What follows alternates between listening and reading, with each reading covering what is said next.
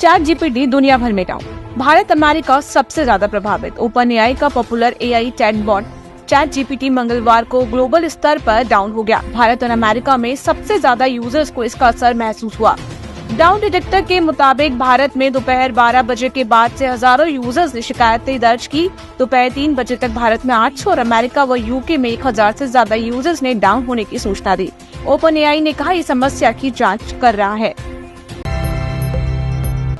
Share बाजार में जबरदस्त तेजी, सेंसेक्स 200 अंक चढ़ा। आज शेयर बाजार में तेजी का माहौल है। सेंसेक्स 200 अंकों की बढ़त के साथ 82,650 के स्तर पर कारोबार कर रहा है, जबकि निफ्टी भी 100 अंकों की बढ़त के साथ 25,200 पर पहुंच गया है।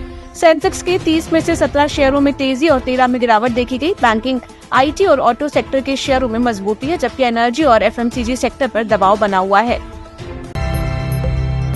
अमेरिका चीन व्यापार समझौते की राह पर अंतिम मंजूरी बाकी। अमेरिका और चीन के बीच लंबे समय से चल रही व्यापार वार्ता में सहमति बन रही है। अब इस समझौते को अंतिम रूप देने के लिए राष्ट्रपति डोनाल्ड ट्रंप और राष्ट्रपति शी जिनपिंग की स्वीकृति का इंतजार है। समझौते में अमेरिकी कंपनियों को रेयर अर्थ मिनरल्स की पहुंच और चीनी सामानों पर टैरिफ में कटौती शामिल है। इस सहमति से वैश्विक व्यापारिक तनाव में कमी आने की उम्मीद जताई जा रही है।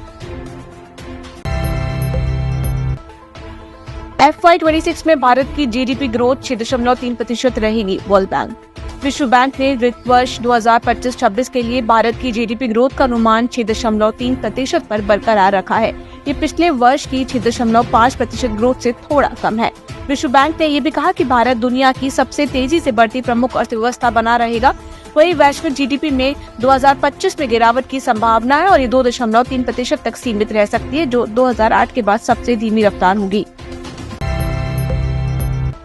सोमवार को चांदी की कीमतों में जोरदार उछाल देखा गया। ये 1,07,000 प्रति किलो के ऑल टाइम हाई पर पहुंच गई।